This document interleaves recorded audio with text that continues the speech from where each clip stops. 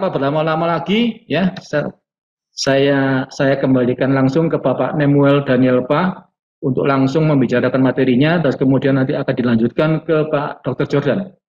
Oke, terima kasih. Silakan menikmati web seminar kita saat ini. Selamat menyaksikan. Terima kasih. Silakan Pak Nem. Terima kasih Pak Yohanes. Sebelum saya mulai, saya konfirmasi suara saya cukup jelas kah? Jelas, jelas. Jelas ya. Ya, kalau anytime suara saya putus, tolong infokan gitu ya. Ya, selamat apa nih, siang ya? Siang. Siang di sini. Selamat siang Jam Pak Yohanes, Pak Moderator, Bapak Ibu teman di Elektro, Pak Susilo, Dr. Jordan, selamat siang. Ini kita ketemu lagi. Pak Nem, apa kabar? Lama tidak jumpa. Baik.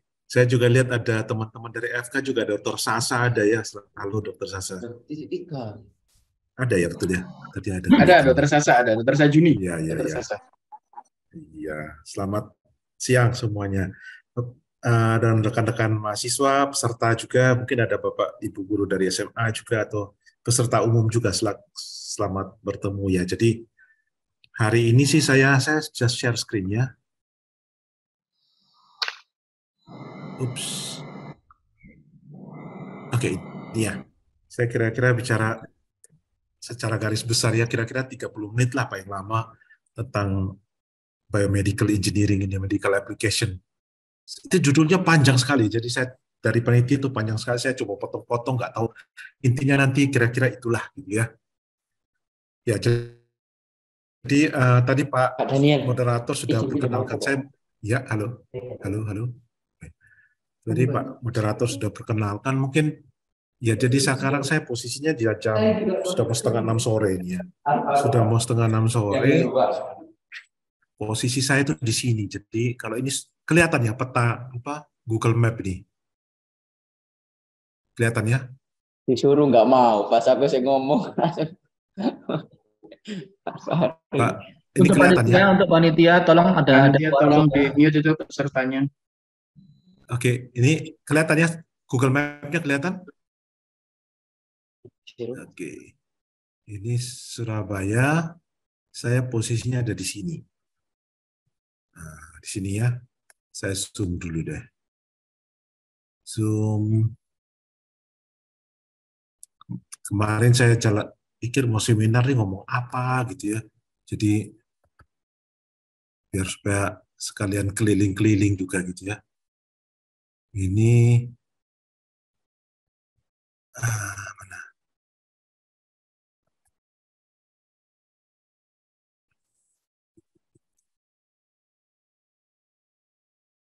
Oke, kira-kira ini apa yang terbuka? Nah, kira-kira tempat tinggal saya ada di sini, gitu ya. Terus saya kemarin ya, minggu lalu saya jalan-jalan lewat taman di sini. Ke sini ini ada hospital di sini. Namanya Saint Vincent Hospital. Hospital bukan yang terbesar, tapi Saint Vincent Hospital. Terus saya lihat-lihat ada sesuatu yang menarik di situ. Ini Saint Vincent Hospital gitu ya. Coba kita lihat, ini saya tarik si orangnya ini kemana nih? Ke sini aja ya. Oke.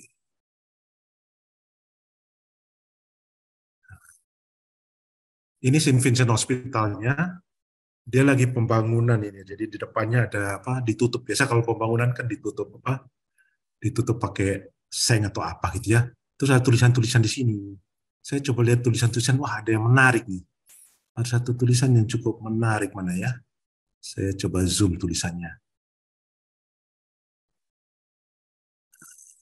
Nah, ini. Mudah-mudahan kelihatan ya. Kelihatan nggak ini? Yang ini. Bisa dibaca ya? Kelihatan. Apa tulisannya?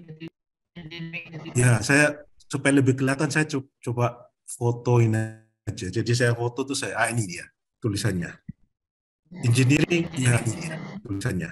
Engineering is the future of medicine. Kelihatannya, wah menarik nih. Jadi topik untuk pembicaraan kita hari ini gitu ya. Kira-kira setuju nggak ya? Ada teman-teman dari FK juga. Engineering future dari medicine. Saya coba, kemarin kan saya kuliah ke anak-anak mahasiswa FK juga, saya tanya, pendapat kalian tentang kalimat ini gimana? bahwa future dari medicine, bahasa Indonesianya, engineering adalah masa depan dari kedokteran, gitulah katakanlah gitu ya. Maka, wah, ada yang bilang, ya setuju Pak, cuma tidak sepenuhnya. Tidak sepenuhnya setuju. Kenapa? Karena nggak bisa, dokter nggak bisa, kedokteran nggak bisa diganti lah dengan alat-alat teknologi yang tinggi, nggak mungkin. Karena ada faktor manusianya, gitu ya. Faktor manusianya yang tetap harus ada. Ada beberapa pendapat yang lain lagi, gitu ya. Saya nggak tahu pendapat kita bagaimana. Kalau menurut saya sih, kita jangan salah mengerti kalimat ini, gitu ya. Kita jangan pikir engineering is the future of medicine, itu artinya ya nanti teknik menggantikan dokter, nggak perlu dokter lagi gitu ya. Dokter sudah nggak perlu ada, wah nggak gitu gitu ya. Sama seperti apa? Kalau kita bilang misalnya kelautan adalah masa depan Indonesia gitu ya. Maritime is the future of Indonesia. Itu bukan berarti nanti masa depan Indonesia sudah nggak ada, yang ada cuma laut saja, ya nggak gitu kan. Tapi maksudnya adalah Indonesia kalau mau maju terus, salah satu faktor yang utama adalah kelautan gitu ya. Jadi sama kayak gini. Kita harus pahami kalimat ini sebagai bidang kedokteran akan maju dengan begitu pesat kalau didukung dengan sangat besar oleh engineering. Saya rasa kalau ini kita setuju ya. Betul ya? Karena kenapa kayak gitu? Ya bidang kedokteran, bidang medis gitu ya, itu kan berurusan dengan masalah hal-hal yang sangat kecil gitu ya. Kecil, barang-barang yang banyak kali tidak kelihatan, misalnya kayak sel gitu ya, bakteri, virus, dan sebagainya. Nggak mungkin orang lihat lagi. Mungkin kalau kita lihat gini ya, kalau kedokteran tetap begini terus gitu ya, oke sih, oke gitu ya. Tapi ya nggak bisa maju terlalu jauh gitu ya. Benar ya? Kalau teknologinya tidak ada teknologi engineering di dalamnya, kalau kita lihat rumah sakit sekarang kan begini ya.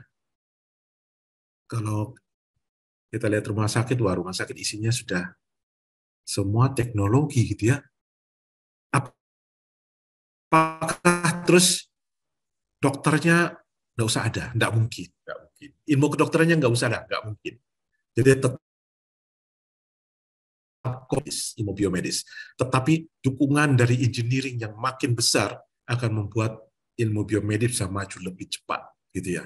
Itu posisinya biomedical engineering. Jadi kita jangan berpikir bahwa kemudian nanti sudah tidak perlu dokter lagi, sudah nggak perlu ilmu medis lagi, nggak gitu.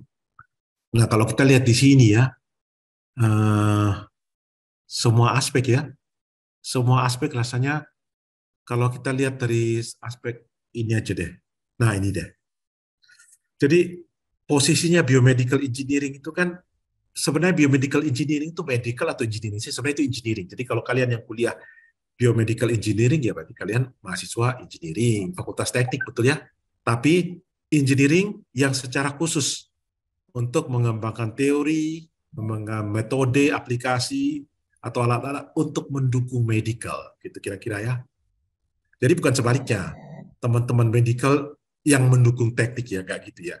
Kita ini posisinya sebagai engineer, kita mendukung aplikasi medical. Nah, karena kita posisinya mendukung aplikasi medical, maka pasti kan harus ada komunikasi nih. Harus bicara lah. Kalau nggak saling bicara ya gimana? Kalau nggak saling bicara antara engineering dan medical, ya. Kalau ini katakanlah orang anak elektro gitu ya, anak elektro belajar elektro tok gitu ya, pas mau ngomong sama dokter, bahasanya sudah beda, betul ya. Dokter istilahnya istilah medis, anak elektro nggak ngerti gitu ya. Akhirnya nggak saling ngerti gitu ya. Kita mau orang-orang teknik tunggu, ya dokter dong yang harus adaptasi gitu ya. Nggak mungkin lah ya. Dokter ini yang perlu dipelajari itu banyak. Banyak hal sekali yang mereka perlu pelajari. Ya biarlah teman-teman dokter ini, dokter Jordan dan kawan-kawan berkonsentrasi untuk bidang medis, tapi kita bidang engineering ini kita belajar di tengah-tengahnya. Hal-hal yang kira-kira membuat sehingga kita bisa berkomunikasi dengan teman-teman di medical, sehingga kita bisa support. Itulah. Makanya nanti kalau kuliah biomedical engineering, pastilah dapat sedikit-sedikit tentang anatomi gitu ya. Mesti belajar anatomi lah. Kalau nggak ngerti anatomi, kepala mana, kaki mana gitu ya. sedikit-sedikit tentang penyakit gitu ya, sakit itu apa dan sebagainya, supaya kita bisa secara optimal mendukung ini ya, to support gitu ya, untuk mendukung medical application. Oke, itu gambaran dulu ya, gambaran secara besar tentang biomedical engineering itu ada apa gitu ya. Nah, bidangnya apa saja sih? Banyak, sangat banyak gitu ya. Mungkin yang paling kita tahu instrumentasi. Instrumentasi itu apa sih? Instrumentasi itu ya alat-alat yang dikembangkan khususnya di bidang elektro ya. Kita buat alat-alat ini misalnya untuk ukur sinyal jantung EKG gitu ya. Pasti Dr. Jordan tahu gitu ya. EKG jadi alat-alat yang dibuat bukan cuma EKG saja. Ada juga alat-alat untuk mengukur. Ini ada juga, ini saya pegang di sini ini.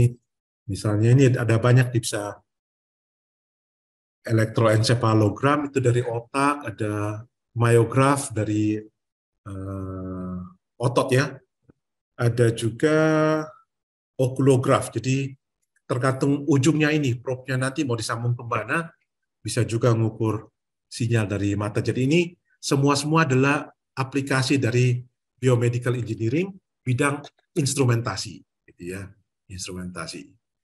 Kalau kita belajar biomedical engineering nanti, kita akan belajar elektro, kita orang teknik.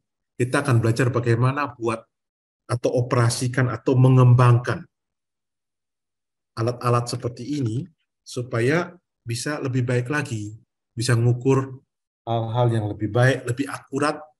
Jadi nggak perlu misalnya kalau mau tahu jantung, ya jantungnya dibuka, dibedah, itu kan sudah nggak zamannya gitu ya. Sekarang open surgery itu sudah sangat jarang kalau tidak terpaksa gitu ya. Kalau bisa semuanya dilihat dari luar gitu ya. Berikutnya teknologi imaging, ini biasanya keren-kerennya apa ya? MRI gitu ya, CT scan, kalau lihat-lihat kayak gini-gini ya, USG, terus ronsen, X-ray gitu ya. Ini apa nih? Ini MRI ya kalau nggak salah. Ya, ini MRI rasanya. Ya, itu biomedical imaging. Gimana kita membuat peralatan-peralatan elektronik, peralatan-peralatan elektrikal untuk bisa melihat di bagian dalam tubuh manusia, supaya nggak perlu dibuka, gitu ya. Dari luar pun sudah bisa dilihat dan bisa dilihat dengan akurat sekali, gitu ya. Itu bidang yang kedua ini. Bidang lain juga bidang terapi.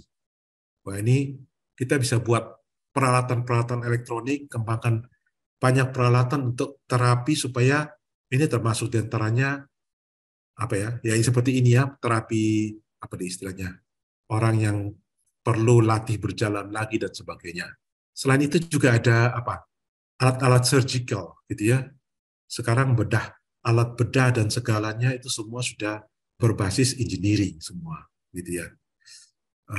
Telemedicine ini ya seperti Halodoc gitu ya, itu Halodoc masuk kategori telemedicine.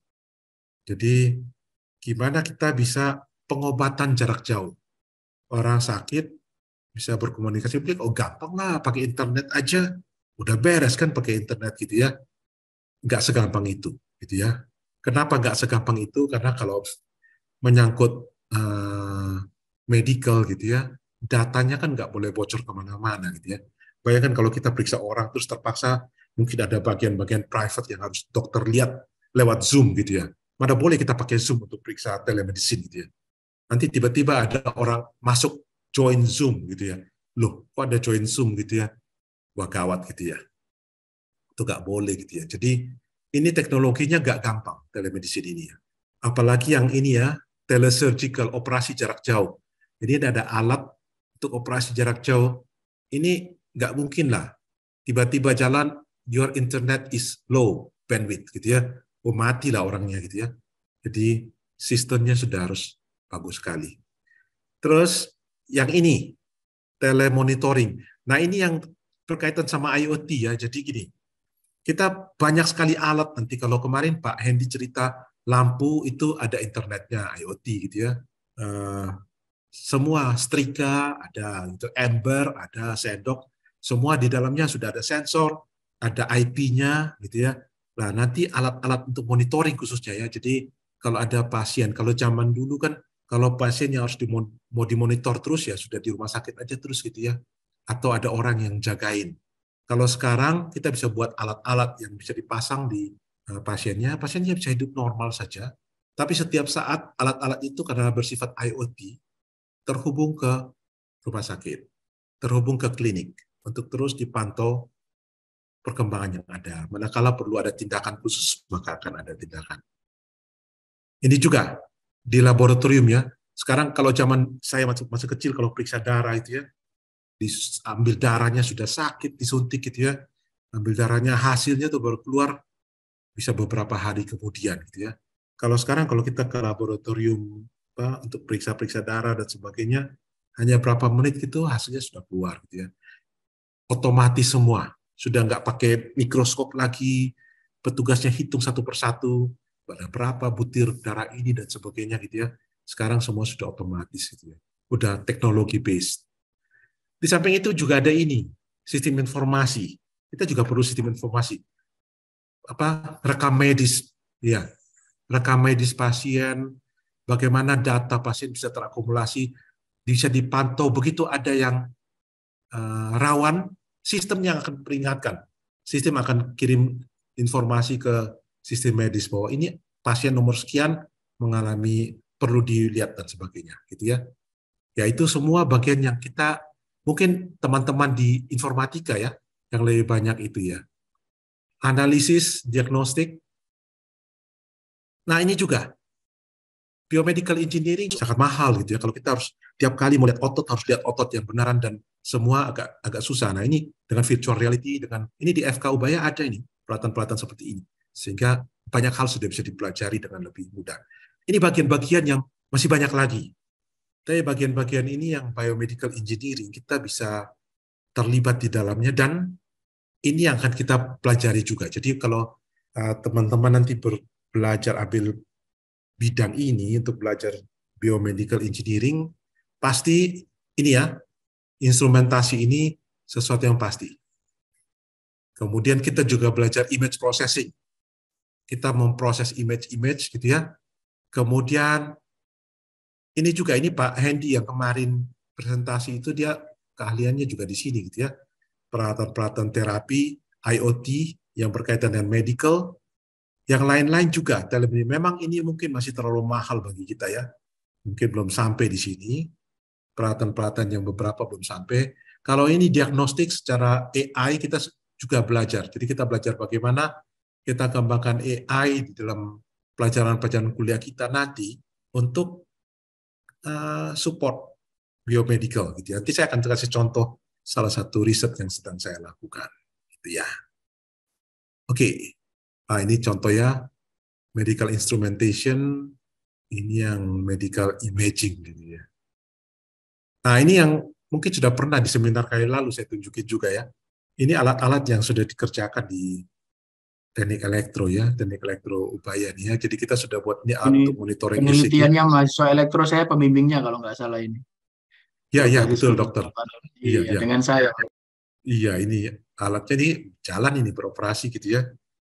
Kemudian ini juga di elektro. Ini kalau nggak salah ini untuk ngatur oksigen ya, suplai oksigen ke pasien sesuai dengan ini ada SpO2 ya, lihat oksimetrinya, ukur kadar oksigen dalam darah akan terkontrol oleh alat ini untuk suplai oksigen ke pasien. Jadi ini juga hal-hal yang sudah kami kembangkan. Nah, kalau ini pelajaran kuliah, ini kuliah. Jadi gimana saya ajar, oke, kita coba buat ini gambar sini, harusnya kalau dilihat, saya nggak tahu Zoom cukup jelas nggak. Kalau saya lihat di sini, gambar yang ini masih agak tidak tajam gitu ya. Gimana kita bisa buat gambar lebih tajam dan sebagainya. Program-program seperti inilah yang kalian nanti akan kerjakan. Ini juga ini ya, deteksi kemungkinan Parkinson. Ini salah satu mahasiswa juga yang mengerjakan. Ini juga ada, aplikasi ini sudah banyak sih, tapi yang ada di mana-mana itu yang prediksi pneumonia. Tapi ada lagi yang lebih detail untuk bisa lihat ini bakterial kah, viral kah, ada bagian mana yang bermasalah. Jadi dia bisa segmented gitu ya, bisa segmentasi bagian mana yang bermasalah. Ini contoh ini sedang kami kerjakan juga. Ini saya lagi di sini di Australia ini bersama tim di sini. Salah satunya kami melihat luka akibat diabetes ya. Luka diabetes itu kan biasanya yang di luar kelihatannya segini ya, tapi di dalamnya itu infeksinya sudah jauh meluas gitu ya, dan cukup dalam. Untuk mendeteksi itu kan ya ada banyak metode medis yang ada. Kita coba buat aplikasi dari aplikasi berbasis app ya, Android app, yang dia bisa pakai inframerah untuk bisa lihat kedalaman infeksi seberapa di sekitar luka yang ada. Gitu. Dan ini semua berbasis AI, jadi seperti ini ya. Oke, ini ada kali lalu salah satu penelitian saya di sini. Jadi ini kerjasama dengan Ubaya, dengan RMIT University, dengan ada Sao Paulo State University di Brasil, sama satu lagi Technical University di Košice di Slovakia. Kita sama-sama satu tim, kita buat ini. Ini coba saya putarkan videonya sebentar ya. Saya klik di sini, mudah-mudahan. Nah, ini. Suaranya adakah atau ya? Sebentar. Atau saya stop share, saya share ulang dengan ada suara ya. Ini share screen, pakai share sound. Oke, saya coba play ya, sebentar ini nggak terlalu panjang. But these noises can detect Parkinson's disease. The voice has been known to get affected among Parkinson's disease patients for a very long time, and it is one of the early signs of the disease. Researchers at RMIT developed the groundbreaking app. P, P, P, P, P, P, P, P, P. It records 3 specific euphemisms, such as and and runs it through artificial intelligence, turning around a result in just 10 seconds. The AI is able to pick up the differences between the disease and the non-disease. Steve Schema was diagnosed with Parkinson's at just 40 years old. I had a problem with my left side. I also started getting tremors about 12 or 18 months before I was actually diagnosed. He says an app like this would have helped him get his diagnosis sooner. The sooner you know that you've got the condition, the quicker you can make changes to your lifestyle. It picks up on any early signs of the disease, even if the patient isn't aware they have it. Once the person is detected, they can have the medication started, they can have other treatments started. The app has been trialled and tested to the point where researchers Ya, are ready to kira-kira start itu ya. clinical trials. Jadi itu yang mungkin saya kasih gambaran sedikit, ini salah satu contoh biomedical engineering AI gitu ya. Jadi AI itu apa sih AI? Kira-kira ginilah. AI itu kecerdasan buatan yang kita, ini masih kelihatan ya? Halo, halo. Saya khawatir kalau Masih, Pak Nem, masih kelihatan. kelihatannya oke. Ya, kita coba melihat cara kerja otak manusia. Otak manusia itu kan ada banyak sekali neuron gitu ya. Terus dibuat persamaan matematika programnya, akhirnya jadinya tuh kira-kira kayak gini. Nah, kira-kira kayak gini. Jadi ini ada persamaan matematika semua ini ya. Nah, dari ini buat semakin besar, sekarang isinya tuh sudah ratusan juta neuron gitu ya. Kita bisa ajar dia, jadi diajar, kita ambil keahlian dari dokter-dokter yang hebat semua, kita ajar dia, akhirnya AI itu nanti setelah di training, dia bisa punya kepintaran yang cukup tinggi, gitu ya. Kira-kira seperti itu. Dan itu kalau sudah jadi, AI yang sudah jadi itu kita bisa masukin ke HP, masukin kemana aja, sehingga nanti jadi seperti yang tadi, yang di video tadi itu AI-nya sudah dimasukin ke ke dalam HP. Jadi sudah tadi yang dibuat itu adalah kita mau mendeteksi orang Parkinson, gitu ya. Nah, saya mungkin tunjukin sedikit kira-kira tahu ya Parkinson itu ya. Parkinson itu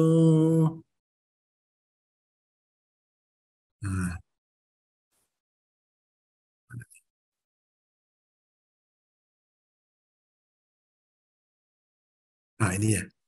Coba kita lihat sedikit ciri-ciri orang Parkinson gitu ya. Nah, itu ya, tangannya gemetar-gemetar gitu. Kemudian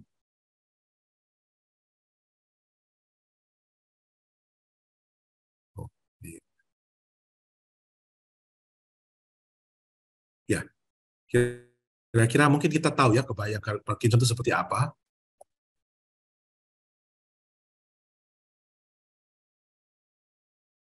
Stop. Stop. Stop. Oke.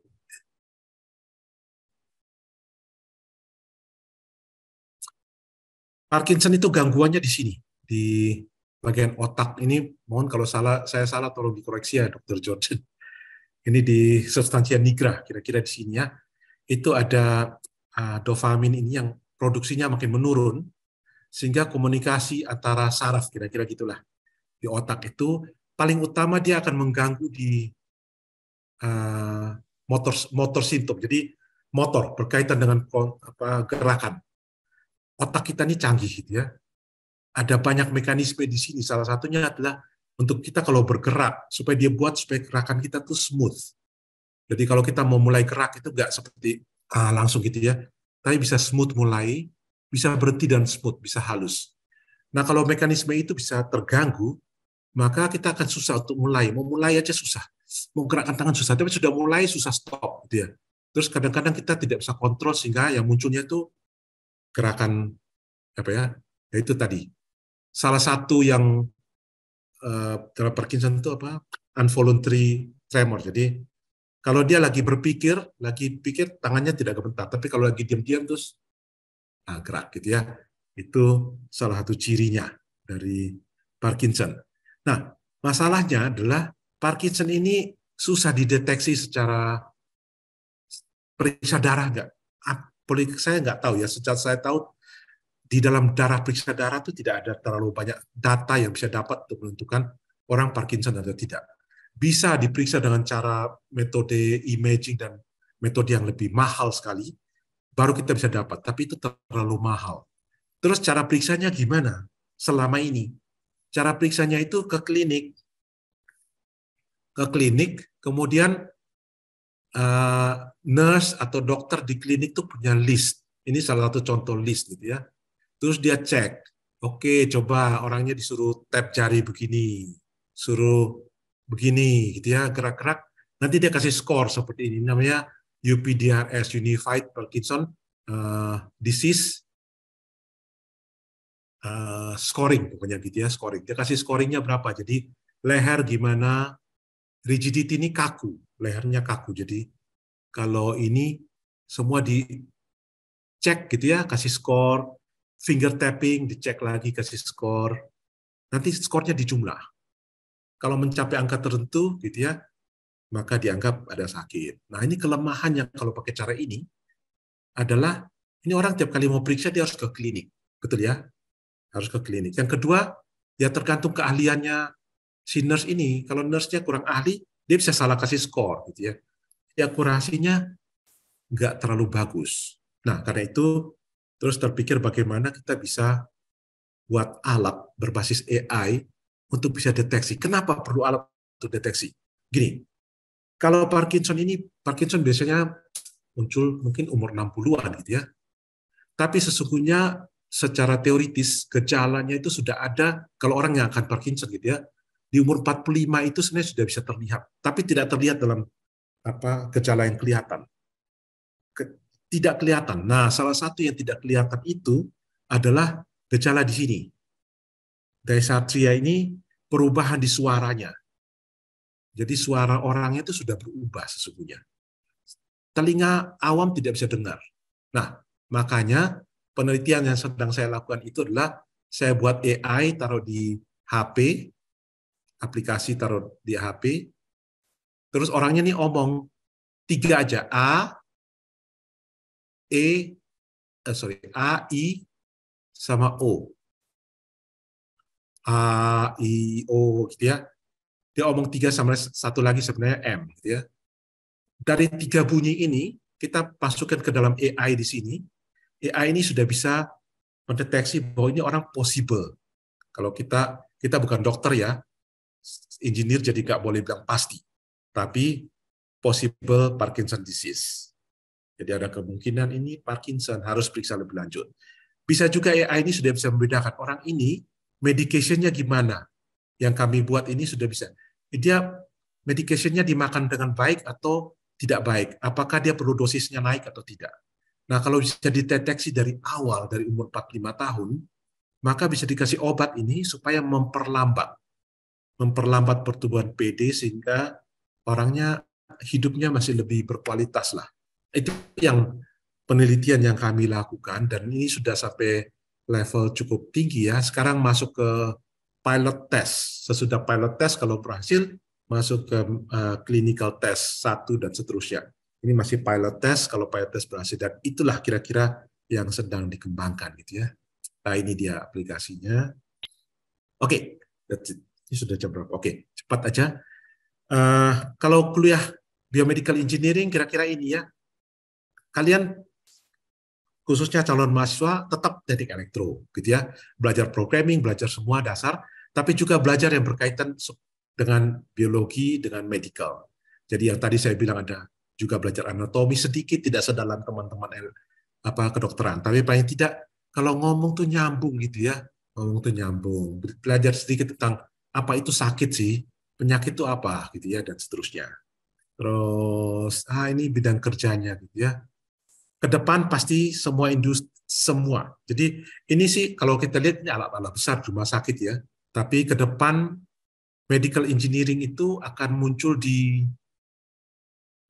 rumah, alat-alat kecil, alat-alat portable, bahkan alat-alat yang seperti tadi ya, HP aja akan muncul. Dan itulah tempat kalian bisa bekerja, kalian bisa jadi untuk services engineer, pengembangan AI, tadi saya bilang AI seperti yang saya kerjakan, jadi researcher, bisa juga banyak bidang entrepreneurship di bidang teknologi, biomedis. Sekarang sudah banyak ya orang buka server website, kalau kita punya gambar, katakanlah X-ray ya, kita upload ke situ, nanti dia kirim kembali hasil analisanya, gitu ya, dan bayar, gitu ya. Sama kayak kalian kalau mau konversi PDF, gitu ya, PDF mau diperkecil, kan ada website buat PDF tambah kecil, gitu ya, kirim balik lagi, kalian ambil yang free, gitu ya, tapi ada yang bayar juga.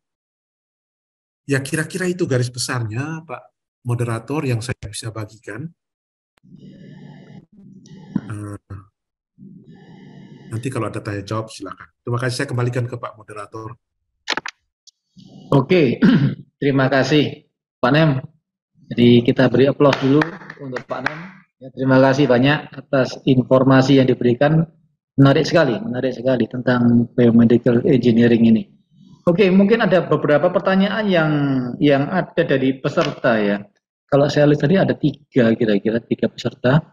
Mungkin Pak Nem bisa langsung aja membaca kira-kira nanti apa yang menjadi pertanyaan itu yang bisa Pak Nem jawab, silakan aja dijawab ya.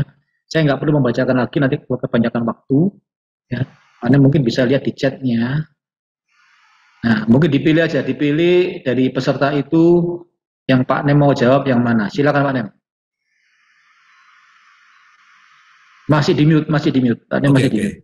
Saya nggak tahu urutannya dari mana. Ini urutannya yang saya lihat sini paling atas Evelyn ya. Iya betul. Evelyn, apa suka duka dan tantangan menjadi medical application system designer?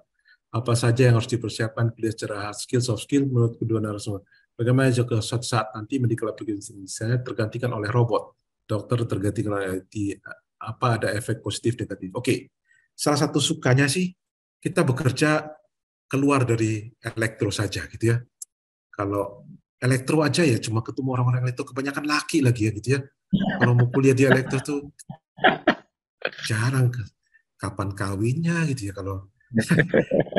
Kalau ini kan bagusnya ya ketemu teman-teman dari FK, ketemu teman-teman dari banyak bidang lah. Jadi kita bisa belajar lebih luas gitu ya, bisa belajar kehidupan gitu ya. Jadi kalau kita ketemu biomedical engineering ini sering-sering kita ketemu pasien juga. Itu ada tata krama, tata etiknya kita ketemu pasien. Bagaimana cara? Jadi itu belajar banyak hal, kita belajar banyak hal untuk melihat gitu. Itu sukanya gitu ya. Dukanya ya jelas ya lebih banyak yang dipelajari gitu ya. Kalau teman-teman di elektro ya belajar elektro saja. Ini elektro tambah-tambah biologi juga, tambah-tambah medical gitu ya. Tapi pokoknya banyak sukanya lah, lebih baik gitu ya.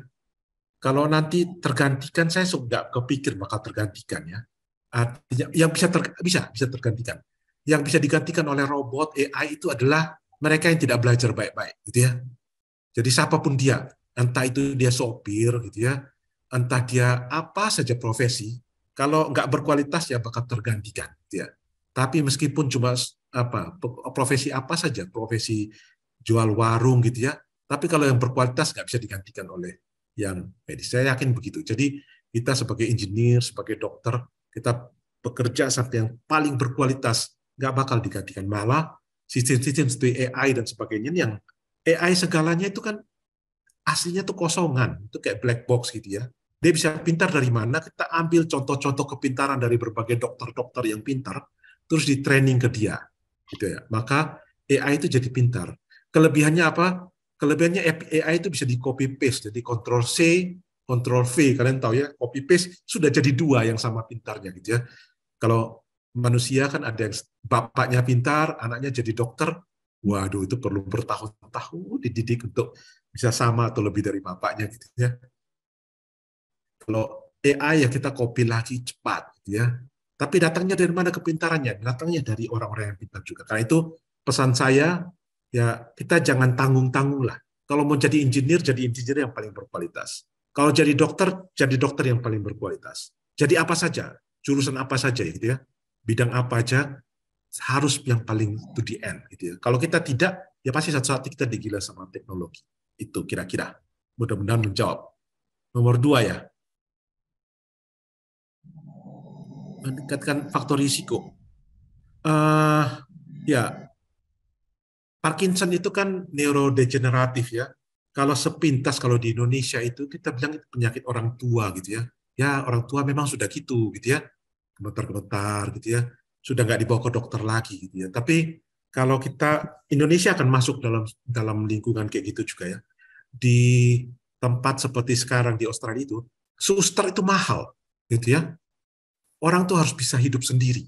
Nah, kalau orang yang mengalami gangguan motorik, terus dia harus hidup sendiri, kancing baju aja susah, terus harus bayar suster untuk bantu, itu mahal sekali. Artinya biaya untuk satu orang bisa hidup, itu jadi double.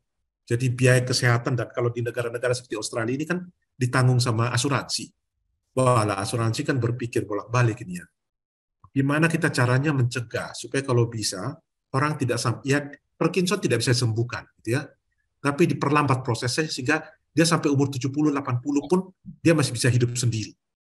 Nah, itu faktor yang ada. Faktor risiko secara fatal kadang-kadang ada, tapi tidak sampai sangat fatal, tapi lebih banyak cost kepada sistem kesehatan. Itu yang saya tahu, gitu ya.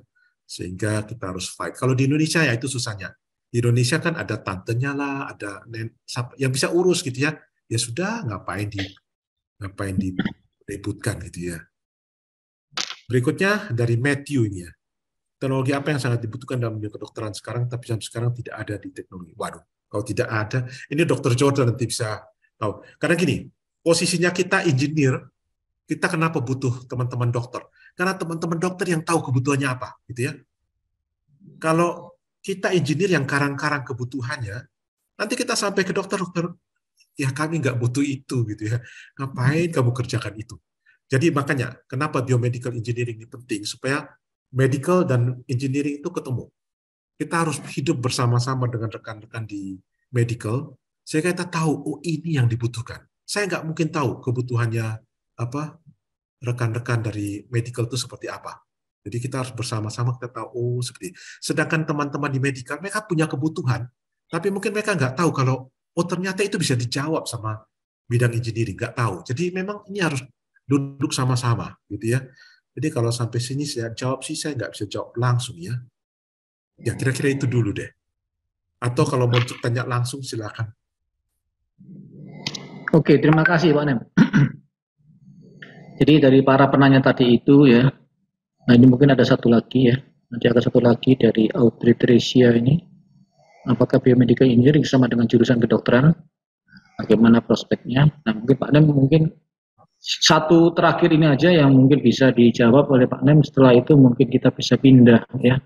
Saya pindah ke pembicara kedua. Nanti mungkin setelah pembicara kedua selesai ada QA, kita mungkin masih ada waktu bisa untuk bertanya secara bersama-sama dari dua pembicara ini. Oke Pak Nem, silakan.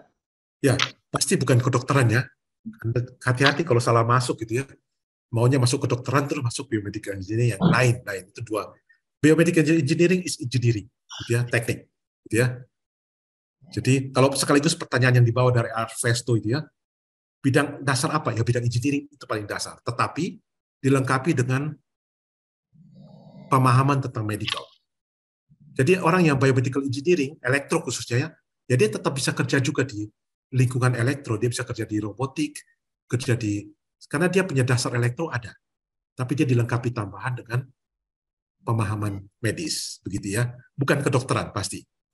Prospek kerjanya di mana tadi ya? Tentunya kalau kita lihat peralatan medis-medis yang besar, ya CT scan itu kan dikuasai oleh beberapa perusahaan besar aja, sebut aja misalnya Philips, General Electric, Siemens, ada dari China apa itu ya beberapa. Tapi itu sekarang. Segera peralatan biomedis itu sudah sampai level kecil. Mungkin nanti Dr. Jordan bisa cerita lah. Itu untuk kita saya ketemu Dr. Anis ya dari FK juga yang urologi itu ya. Itu peralatan-peralatan bedah urologi itu ya kecil-kecil gitu ya. Sudah cukup banyak yang bisa portable. Perkembangan yang kayak gini-gini, industri ini muncul sangat banyak gitu ya. Disitulah tempat kita nanti berkarya. Selain itu, yang paling visible adalah yang tadi. Kita buat AI. Kalau AI itu sekarang pun kalian lulus kuliah ini, kalian sudah bisa kembangkan AI, berbagai aplikasi AI untuk membantu di bidang medis. Dan itu pasarnya sangat besar.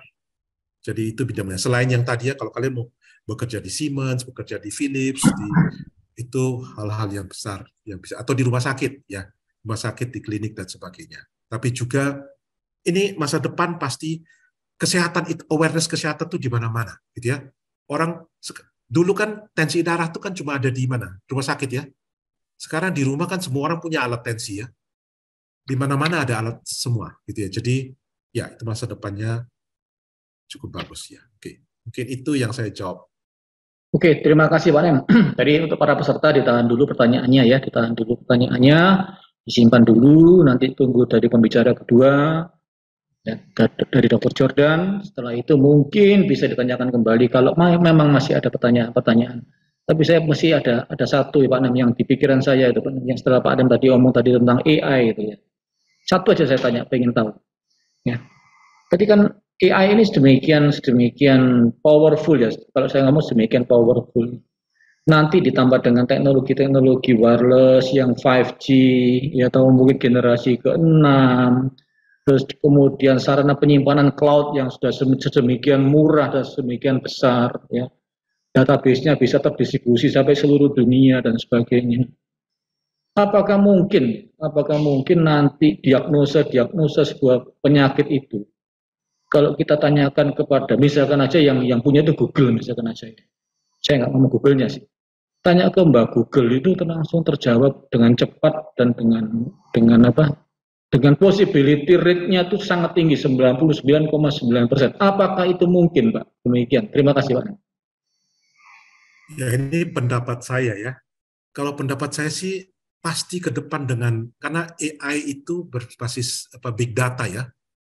Jadi dia akan mengakumulasi berbagai data, berbagai kepintaran dari berbagai tempat. Nah, kalau dia mengakumulasi dan besar, itu bisa terjadi pasti. Tetapi sekali lagi yang diakumulasi adalah kepintaran yang sudah ada dari dokter-dokter. Ya. Gitu ya. Jadi kalau sesuatu itu dokter dimanapun di seluruh dunia belum pernah ketemu, ya pasti dia juga nggak akan ketemu. Tapi kalau sudah di dunia medical sudah temukan itu, maka diakumulasi di big data, maka servernya itu akan punya kemampuan yang lebih. Tapi dia tidak akan bisa melebihi dari dokter yang paling top, nggak mungkin. Itu kalau itu pendapat saya. Tapi saatnya itu akan tiba, sehingga ya pada saat itu makanya saya bilang tadi, jadilah kalau kita jadi dokter, kita jadi engineer, jadilah yang paling top, belajar sampai di end. Kalau kita enggak, ya saatnya akan datang. Sekarang kan sudahlah banyak pekerjaan mulai terlindas sama yang buka toko sudah terlindas sama Tokopedia dan sebagainya kan. Semua akan terlindas kalau kita coba akan mau begitu-begitu saja. Jadi kalau belajar yang betul. Oke, terima kasih Pak Nem, terima kasih. Jadi mau nggak mau ya toh, kita semua harus belajar teknik elektro ya. Kita harus belajar basic science untuk melakukan hal itu. Ya, jadi mau nggak mau kita harus lewat dari mau lewat engineering ya, untuk mendukung itu. Oke, terima kasih Pak Nem, terima kasih.